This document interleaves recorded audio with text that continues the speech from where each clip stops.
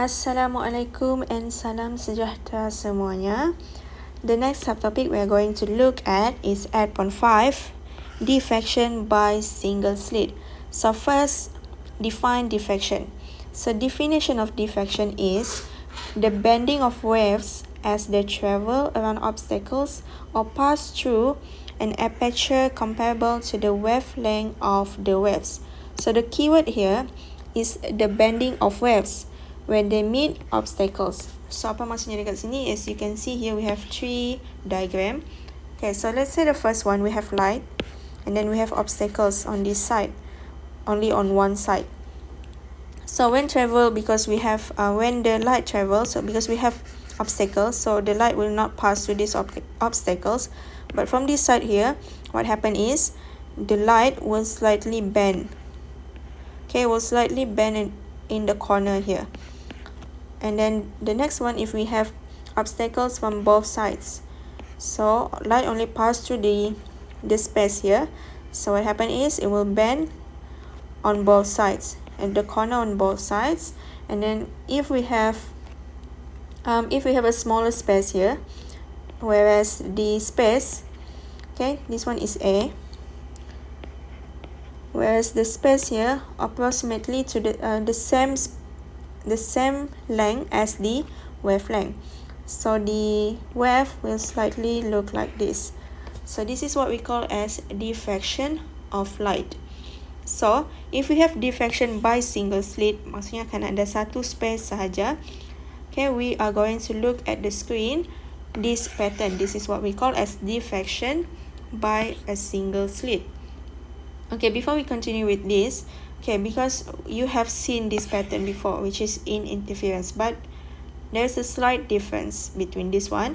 So sebelum ni kita belajar dia ada nama dia interference, and now we have diffraction. So kita tengok dulu apa beza. Okay, what is the difference between interference and diffraction? Okay, so we have a few differences here. First, okay, interference is due to the interaction of light coming from two different wavefronts originating from the same source. Okay, so from two different wavefronts, same source. That's the keyword.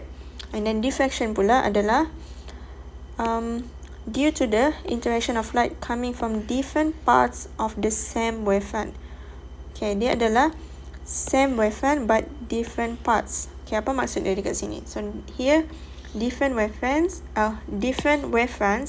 same source.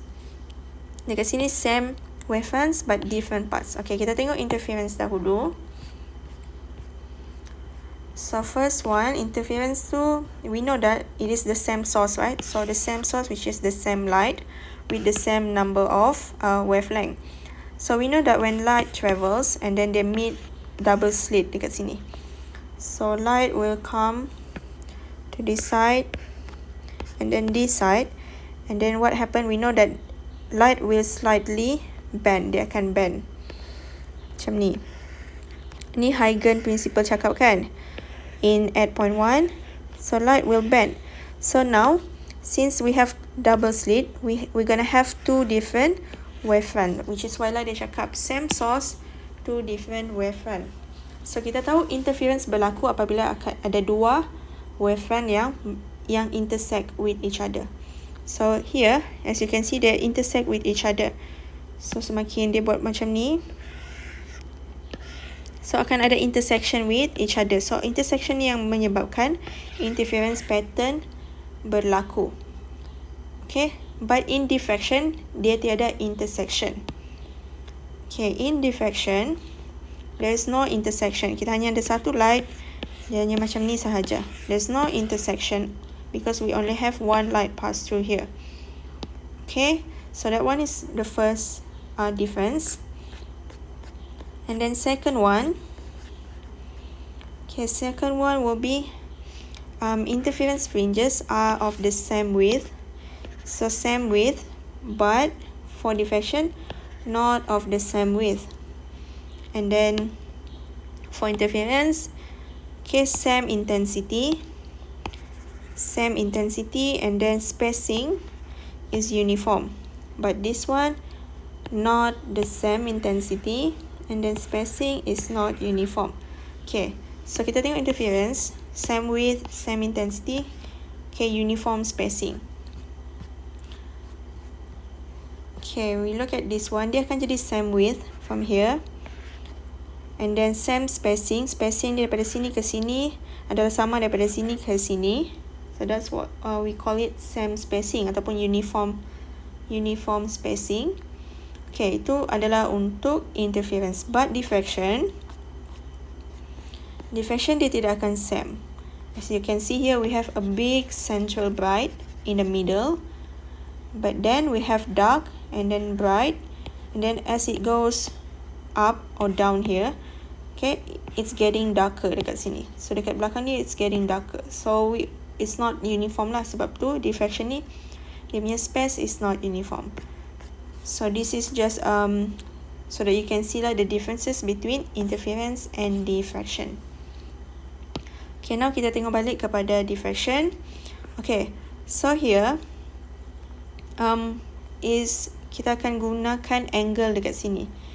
So because dekat center ni adalah central bright, di mana dia akan jadi a big width here, and then we're gonna have angle here must be angle daripada central. Dekat sini pun sama juga, angle daripada central. So from here to here, di mana dekat sini adalah n sama dengan 2, that will be the angle 2. So angle yang kita gunakan always from the central. And then okay, these are the equation that we are going to use for bright and dark. And as we know that bright adalah untuk, nama lain dia adalah maximum, and then dark will be minimum, di mana kita akan gunakan A sin theta is equal to n plus 1/2 lambda. Okay, A dekat sini is the slit separation ataupun the width of the slit, which is this one here. Okay, this one here will be A, and then sama juga daripada sini ke screen adalah D. Okay, which is this one, D. And then N dekat sini, and here will be the order. The order, which is this one.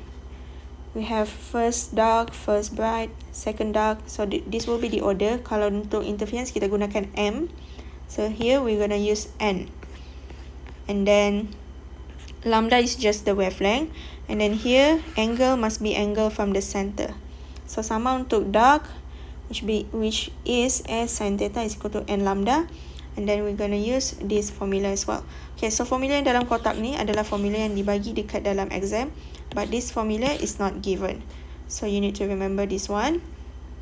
Okay, but in here, okay, value untuk N kita tidak start daripada kosong. N always start with 1. Okay, N tidak akan start daripada kosong sebab kosong tu sebenarnya adalah dekat central, but for diffraction untuk subtopik ni kita tidak gunakan N sama dengan kosong. Okay, and one more thing,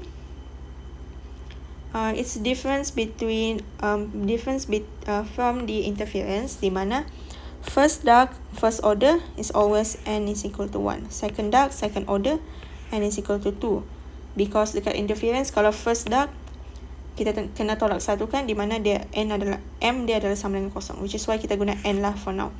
Okay, so dia akan sama lah first dark, first bright, first order of maximum, N sama dengan 1, so automatic lah. And then dekat sini for central bright we use the equation for the first dark. Okay, kenapa macam tu? Okay, dekat central bright adalah this one. This is the central bright dekat sini.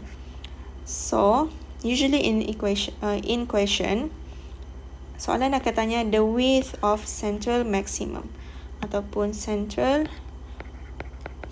bright, which is W. W is the width lah, but we don't use W in equation sebab memang dalam formula tiada W. Basically W, the width, this one is the W is actually Y1 plus Y1, which is 2Y1.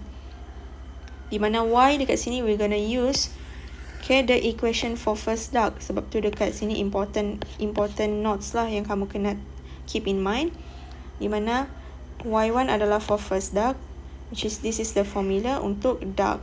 So formula untuk width of central maximum will be this one. Okay, it will be this one. Kamu kena take note this one. And then to calculate the maximum number of orders, which is maximum number of orders ni adalah n lah, is when angle is equal to 90 degrees. So apabila minta maximum number of orders, okay, angle will always be 90 degree. So maksudnya kalau ada angle tu kita akan gunakan this formula. Okay, so I'm going to discuss the examples in the next video. That's all for at point 5. Thank you.